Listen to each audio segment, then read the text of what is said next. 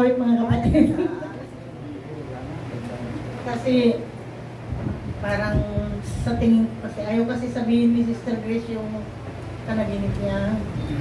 Sa tingin ko parang kailangan. Kasi tungkol ito sa gawain. Nagsasalita daw si Pastor Efren na napansin niya na payat. At ang preach ni Pastor Efren, yung mga messenger, ibig sabihin yung ibang messenger daw na mga kasamahan niya, messenger yung tagapagsalita o tagapagturo. Nangamatay na yung mga asawa nila, sabi niya, daw sa panaginip nangamatay na ang mga asawa nila, sabi niya, pero nalulungkot siya. Pero ako, sabi niya, luluhod ako sa kataas-taasan. Hindi ko na ipagpapalit ang asawa ko, sabi niya. Para bang nangako siya na hindi niya ipagpapalit ang asawa niya. Ang kun ko doon, pastor,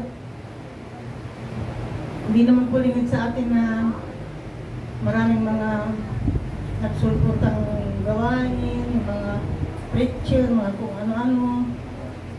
Maaaring may kahalo kasing kampi-kampi yun. Baka nakakalimutan na yung pagpapakumbaba na nais ng Diyos sa bawat iglesia, di ba?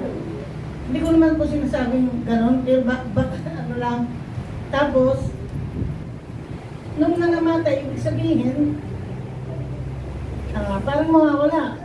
Parang yung panaginip ni Sister Jelly na nagkanda-tumba-tumba yung mga punong kahoy. Yun yun. Tapos, si Pastor Efren, ikinalungkot niya ito. Kinalungkot niya.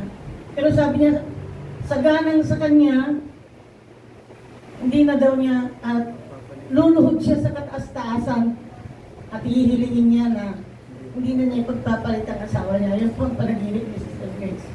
Maliwanag na po yung talaga siguro gusto magpakita ng Panginoon sa atin yung talagang yung ating yung paggamit ng Panginoon sa Kanya ay hindi po biro. Talagang malay natin baka yung buhay niya talaga itinaga na sa iglesia ito at sa Panginoon.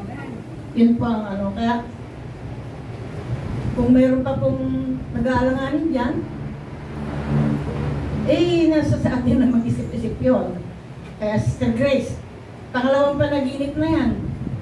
Sister Grace na payat.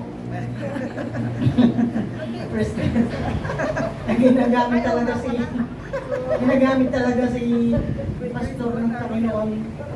Wala tayong karapatang tumanggi. Yun po ang pinapakita ng Panginoon. Kaya hindi ko lang nga po sana sasabihin dahil nining magsalita eh. Kaya lang para kasi kailangan, kaya purihin ng Panginoon. Yun lang po.